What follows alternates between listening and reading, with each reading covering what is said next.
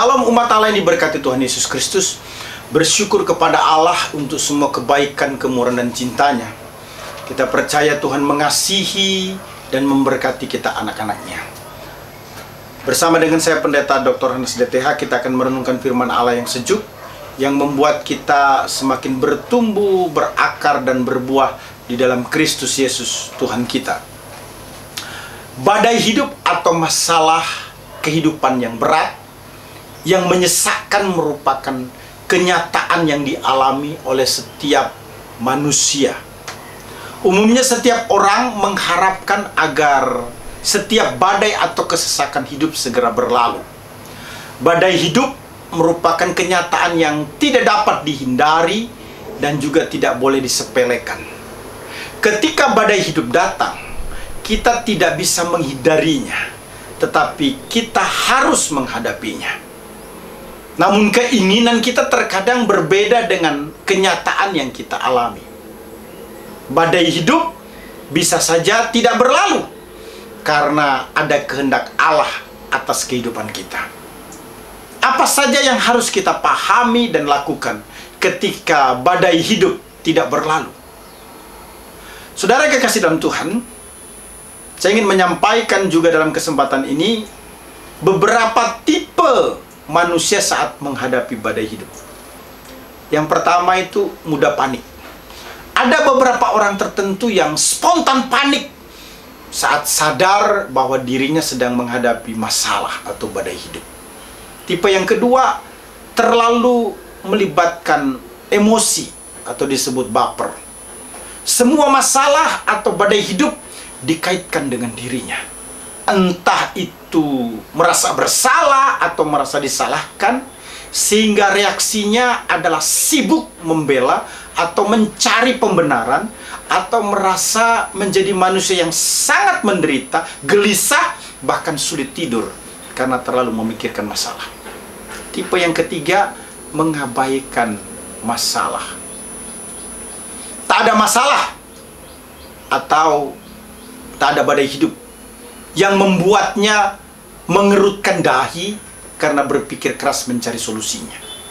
Yang ada malah tidak menganggap itu sebagai masalah, mengabaikan, membiarkan, dan tidak memikirkan masalah. Orang seperti ini enjoy dan asik-asik saja dalam menjalani kehidupan. Tipe yang keempat, menikmati masalah. Cirinya senang curhat dengan siapa saja dengan topik yang itu-itu juga. Bisa dinilai ini tipe gagal move on. Banyak sekali alasan untuk tidak segera meninggalkan masalah atau badai hidup itu. Walaupun menurut orang lain solusinya sudah jelas. Seolah-olah dia menikmati menjadi orang yang dikasihani dan membutuhkan banyak empati. Tipe yang kelima, sigap menyelesaikan masalah. Nah, saudara-saudara, ini tipe yang banyak disukai banyak orang. Kalau ada masalah atau badai hidup, ya sedih. Dan mungkin juga bisa marah. Tapi setelah itu, saudara-saudara, berusaha ikhlas untuk ada, mengikuti, menerima rencana atau kehendak Allah. Orang yang demikian tidak segan minta maaf pada orang yang terkena dampak emosinya. Kemudian berpikir secara proporsional untuk mencari solusi terbaik. Tipe orang seperti ini bukan bawaan lahir atau sifat keturunan sepenuhnya. Namun tipe ini mampu melihat adanya peluang untuk mengubah dan memperbaiki masalah atau badai hidup. Bagaimana sikap orang percaya dalam menghadapi badai hidup? Ini penting sekali bagi kita. Ketika badai hidup tidak berlalu, ingat, Yesus tetap menyertai kita. Yesus berjalan di atas air. Merupakan peristiwa yang luar biasa. Namun dijelaskan secara berbeda dalam Injil Matius dan Markus. Markus menulis, badai atau angin sakau berhenti. Mari kita melihat secara khusus dalam Matius 14 ayat 22 sampai dengan ayat yang ke-32. Firman Tuhan berkata demikian, saudara-saudara perhatikan dengan baik. Sesudah itu Yesus segera memerintahkan murid-muridnya naik ke perahu dan mendahuluinya ke seberang. Sementara itu ia menyuruh orang banyak pulang. Dan setelah orang banyak itu disuruh pulang, Yesus naik ke atas bukit untuk berdoa seorang diri. Ketika hari sudah malam, ia sendirian di situ. Perahu murid-muridnya sudah beberapa mil jauhnya dari pantai dan diombang-ambingkan gelombang karena angin sakal. Kira-kira jam 3 malam datanglah Yesus kepada mereka berjalan di atas air. Perhatikan, Yesus berjalan di atas air. Ketika murid-muridnya melihat dia berjalan di atas air, mereka terkejut dan berseru, "Itu hantu." Lalu berteriak-teriak karena takut. Tetapi segera Yesus berkata kepada mereka, "Tenanglah, aku ini, jangan takut." Lalu Petrus berseru dan menjawab dia, "Tuhan, apabila engkau itu, suruhlah aku datang kepadamu berjalan di atas air." Kata Yesus, "Datanglah." Maka Petrus turun dari perahu dan berjalan di atas air mendapatkan Yesus. Tetapi ketika dirasanya tiupan angin, takutlah ia dan mulai tenggelam lalu berteriak, "Tuhan, tolonglah aku." Segera Yesus mengulurkan tangannya, memegang dia dan berkata, "Hai orang yang kurang percaya, mengapa engkau bimbang?" Lalu mereka naik ke perahu dan angin pun redahlah. Perhatikan, angin pun redahlah.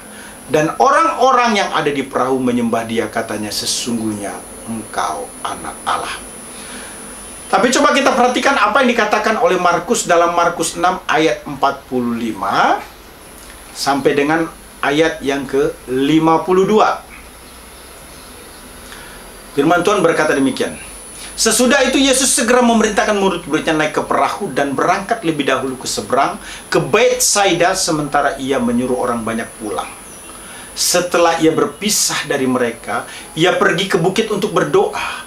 Ketika hari sudah malam, perahu itu sudah di tengah danau, sedang Yesus tinggal sendirian di darat. Ketika ia melihat betapa payahnya mereka mendayung karena angin sakal, maka kira-kira jam 3 malam ia datang kepada mereka berjalan di atas air. Dan ia hendak melewati mereka. Ketika mereka melihat dia berjalan di atas air, mereka mengira bahwa ia adalah hantu. Lalu mereka berteriak-teriak, sebab mereka semua melihat dia dan mereka pun sangat terkejut. Tetapi segera ia berkata kepada mereka, "Tenanglah, aku ini, jangan takut." Lalu ia naik ke perahu mendapatkan Yesus dan angin pun redahlah. Mereka sangat tercengang dan bingung. Sebab sesudah peristiwa roti itu, mereka belum juga mengerti. Dan hati mereka tetap degil. Jadi saudara-saudara, kalau kita perhatikan teks bacaan tadi, menarik untuk kita kaji. Injil Matius berkata, angin pun redah.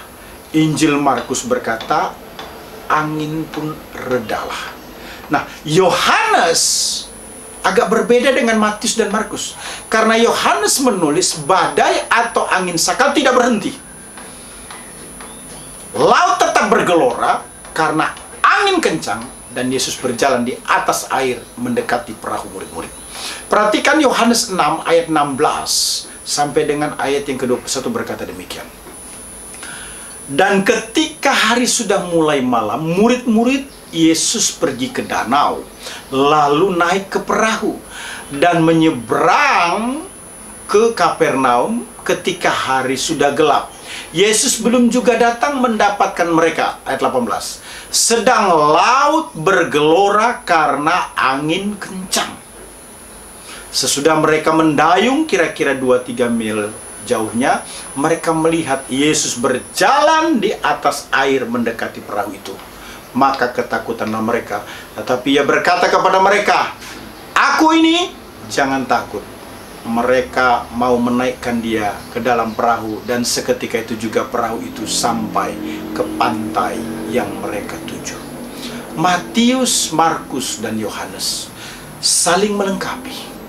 Yohanes menulis bahwa Yesus Kristus tidak membuat badai atau angin sakal berhenti, melainkan tetap bergelora. Namun Yesus tetap bersama murid-murid. Saya ulangi, sekalipun badai angin sakal tidak berhenti, tetap bergelora, poin yang paling utama adalah Yesus tetap bersama dengan murid-murid. Itu sebabnya Yesus berjalan di atas air dan mendekati perahu murid-murid. Tekanan utama Yohanes adalah penyertaan Yesus. Sekalipun angin sakal tetap bergelora di tengah lautan. Artinya badai tidak berlalu, namun penyertaan Kristus tetap bersama murid-murid. Ketika badai hidup tidak berlalu, Yesus tetap menyertai kita. Dalam Yohanes 6 ayat 16 sampai dengan 21 merupakan khotbah dua seri. Ini merupakan khotbah yang pertama. Ketika badai hidup tidak berlalu, Yesus tetap menyertai kita. Yohanes 6 ayat 16 sampai dengan ayat yang ke-20. Saudara yang kekasih dalam Tuhan Yesus Kristus, dari mana kita bisa paham bahwa ketika badai hidup tidak berlalu, Yesus tetap menyertai kita? Yang pertama ditunjukkan dengan penyertaan. Yesus terkadang kita sadari karena badai hidup.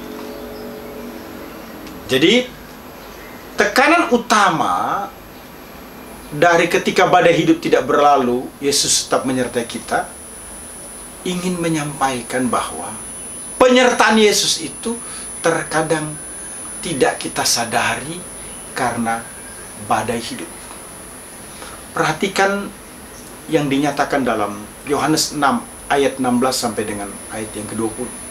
Dan ketika hari sudah mulai malam, murid-murid pergi ke danau lalu naik ke perahu dan menyeberang ke Kapernaum. Ketika hari sudah gelap, Yesus belum juga naik mendapatkan mereka. Sedang lautan bergelora karena angin kencang. Sesudah mereka mendayung kira-kira 2-3 mil jauhnya, mereka melihat Yesus berjalan di atas air mendekati perahu itu. Maka ketakutanlah mereka, tetapi ia berkata kepada mereka, "Aku ini, jangan takut." Yohanes 16 ayat 16 menyatakan, ketika hari sudah mulai malam, murid-murid pergi ke danau lalu naik ke perahu. Menurut Matius 14 ayat 22, Tuhan Yesus menyuruh mereka pergi mendahului dia ke seberang sana, dan dia menyuruh orang banyak pulang. Tampaknya Yesus memisahkan murid-muridnya dari orang banyak yang memegang prinsip kerajaan Allah secara keliru. Umat Allah yang diberkati Tuhan. Yohanes 6 ayat 17 menyatakan, dan menyeberang ke Kapernaum. Ketika hari sudah gelap, Yesus belum juga datang mendapatkan mereka. Rupanya saudara-saudara, Yesus berkata bahwa dia akan menemui mereka di seberang pantai. Yohanes 6 ayat 18 menyatakan, sedang laut bergelora karena angin kencang. Perlu diketahui bahwa permukaan Danau Galilea yang berada kira-kira 200 meter di bawah permukaan laut itu sesuatu yang sangat nyata.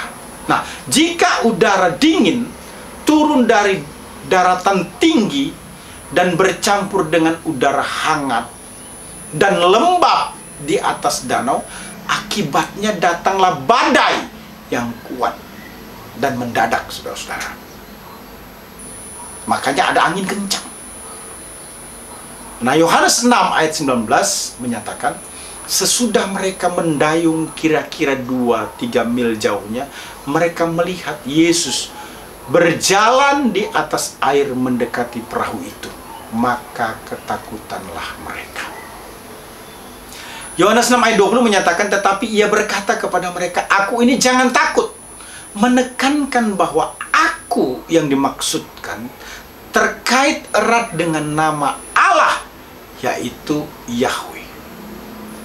Tuhan telah memenuhi kebutuhan orang banyak. Sekarang memenuhi kebutuhan para muridnya yang sedang dilanda badai di danau pada malam hari. Tanpa Yesus, tetapi tampaknya menunggu dia untuk datang bergabung dengan mereka. Itu Yohanes 6 ayat 17. Di mana para murid-murid menuju ke Kapernaum. Keadaan hari yang sudah gelap ditambah lagi dengan kekhawatiran angin kencang dan danau yang bergelora. Ini sesuatu yang menjadi perhatian penting bagi murid-murid pada waktu itu. Waktu itu mereka sudah mendayung selama 2-3 mil jauhnya di pantai.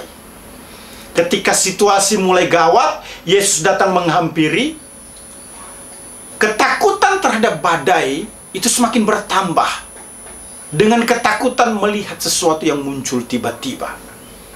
Menarik sekali. Ada suara Yesus yang mengatakan, aku ini, jangan takut. Pernyataan Yesus itu, saudara, melenyapkan semua ketakutan mereka. Mereka menyambut Yesus di perahu, dan tidak lama kemudian mereka sudah sampai di pantai. Kitab Injil Sinoptik mengatakan bahwa peristiwa ini di mana Yesus berjalan di atas air karena kuasanya. Kuasanya bisa mengadakan mujizat yang juga mampu menghilangkan hambatan jarak. Daya tarik bumi dan ruang itu berada di bawah kekuasaannya. Yohanes tidak memberikan penafsiran pada kisahnya. Bagian ini ingin menjelaskan atau mengajarkan betapa pentingnya kita menghadapi segala sesuatu dengan kekuatan Allah. Yesus memberikan kemampuan kepada umatnya untuk tetap mencapai tujuan yang telah ditetapkannya bagi mereka. Baik untuk hidup kekal maupun hal-hal yang luar biasa di bumi.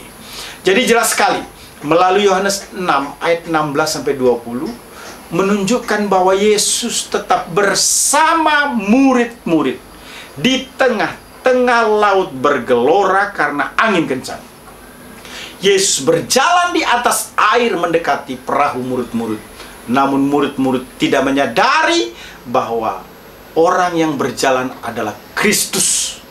Atau murid-murid menyadari kehadiran Kristus di tengah-tengah angin kencang. Maksud saya, murid-murid tidak menyadari akan hal tersebut. Murid-murid justru ketakutan. Itu sebabnya Yesus berkata, aku ini jangan takut. Para murid tidak menyadari kehadiran Tuhan. Pertama, karena para murid kelelahan dengan energi yang memfokuskan mereka pada masalah badai, sudah mendayung sekitar 3-4 mil. Murid-murid sudah menjadi lelah sekitar 9 jam. Para murid itu mendayung. Murid-murid berangkat naik perahu sekitar jam 6 atau jam 7 malam. Dan menurut Matius 14 ayat 25, kejadian ini di malam keempat, jam 3 sampai dengan jam 6 subuh, menurut waktu malam bagi orang Romawi pada waktu itu. Kedua, para murid takut ketika melihat ada yang berjalan di atas air. Penyertaannya itu bersifat kekal, karena Yesus adalah Immanuel yang kekal. Saudara yang kekasih dalam Tuhan, kita harus sadar dia selalu bersama dan tidak pernah meninggalkan kita. Penyertaannya membuat kita merasa nyaman. Penyertaannya memberi manfaat yang luar biasa, karena dia bekerja untuk mendatangkan kebaikan bagi kita. Sebagaimana dinyatakan dalam Roma 8 ayat 28. Kita tahu sekarang bahwa Allah turut bekerja dalam segala sesuatu untuk mendatangkan kebaikan bagi mereka yang mengasihi Dia, yaitu bagi mereka yang terpanggil sesuai dengan rencana Allah. Haleluya! Tuhan Yesus memberkati kita. Immanuel.